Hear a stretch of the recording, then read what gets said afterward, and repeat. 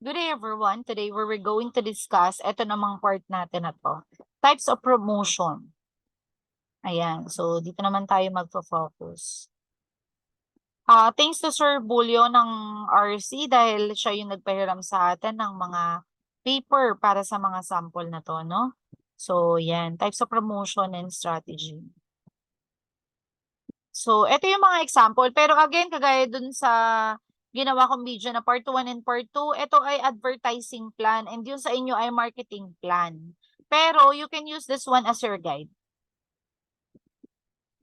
So, example, promotion, sales promotion. Ayan, dito tayo. Sales promotion. Sa format natin, ito siya. Nandito siya sa sales promotion. Okay? Ayan, so ayan, ito yung mga sample. Ano yung objectives? Number 1, to attract new customers. You can create your own objectives, okay? Number 2, to introduce new flavor. And then, description, paano nyo siya gagawin, no? Ano yung objectives ninyo? Ayan. So, yan yung mga sample. And then, dito naman sa sales promotion strategy, ano yung mga strategy na pwede ninyong gawin para makamit ninyo yung objectives? But again, yung objectives natin, it should be smart, di ba? So, specific, measurable, attainable, realistic, time-bound. So, yon. And then, sa sales promotion strategies naman, ano yung mga bagay na pwede ninyong gawin na strategies para makamit ninyo yung objectives? O, example nito, kunwari, ito yung example niya, push strategy. Ano ba yung push strategy? I-explain niya. A push strategy may apply when the product are in low demand. So, ipapaliwanag ninyo. Ito naman next, consumer sales promotion. Ano naman yun? So, depende, again, depende sa inyo kung paano ninyo kung ano yung mga strategies na gusto ninyo kasi nga iba-iba tayo ng product, no? Then hindi lahat ng company ay pare-pareha ng strategy. So depende. So yan yung example and then ito pa example.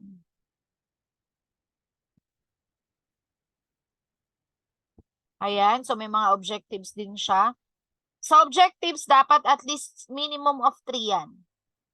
And then strategy. Pero mas maganda yung ganito, naka-specific siya yung mga strategy ninyo. Okay? Kung ano yung tawag, then paano nyo siya ipapa-implement. And then dito sales promotion, execution, paano mo siya naman i-execute yung strategy mo na yun para makamit mo yung objectives mo. So, yan yung mga sample. Screenshot nyo na lang, but again, hindi nyo siya pwedeng i-copyahin dahil copyright yan. So, guidelines nyo lang to, you need to create your own. Ayan. So, next is public relation recommendation or ito yan dito. So, ganun lang din yung gagawin ninyo sa iba sa advertising. Paano ba? Ano ba yung mga dapat ninyong gawin for advertising, direct marketing, digital marketing, mga promotion ninyo. Ano ba yung mga digital? Like for example, Facebook, TikTok, di ba? Paano nyo gagawin? Kagaya ng ibang mga sinasabi ninyo, kukuha kayo ng mga influencer. So, pwede yung mga ganun, no? Okay, next is yan, public relation. Sa public relation, ang ibig sabihin nito is they are the one na nag-create kung paano tayo magkakaroon ng magandang relationship with our customers. O, number 1, ayan, objectives, achieve customer satisfaction. And explain nila ano yung objectives na yun.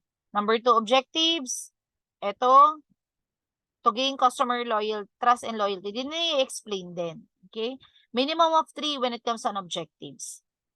Tapos, mas maganda kung maglagay din kayo ng public relations strategy naman. Parang ganun pa rin, parang yung sa format nito, ng sales promotion.